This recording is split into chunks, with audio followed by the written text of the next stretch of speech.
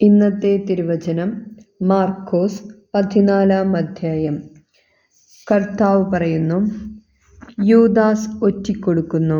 അവൻ സംസാരിച്ചു കൊണ്ടിരിക്കുമ്പോൾ തന്നെ 12 പേരിലൊരുവനായ യൂദാസ് അവിടെ എത്തി. അവനോടുകൂടി പ്രധാന പുരോഹിതന്മാരുടെയും നിയമജ്ഞരുടെയും ജനപ്രമാണികളുടെയും അടുത്തുനിന്നു വാളും വടിയുമായി ഒരു ജനക്കൂട്ടം വന്നിരുന്നു.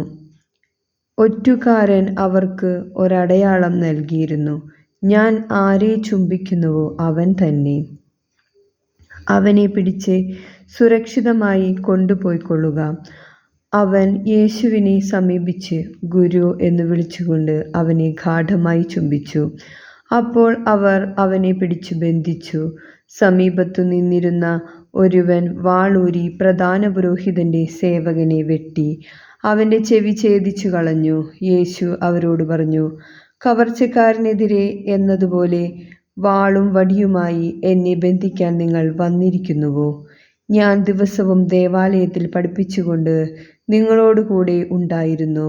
നിങ്ങൾ എന്നെ പിടിച്ചില്ല. എന്നാൽ വിശുദ്ധ ലിഖിതങ്ങൾ പൂർത്തിയാക്കേണ്ടിയിരിക്കുന്നു. അപ്പോൾ ശിഷ്യന്മാരെല്ലാവരും അവനെ വിട്ട് ഓടിപ്പോയി. നമ്മുടെ കർത്താവിന്റെ സ്തുതി.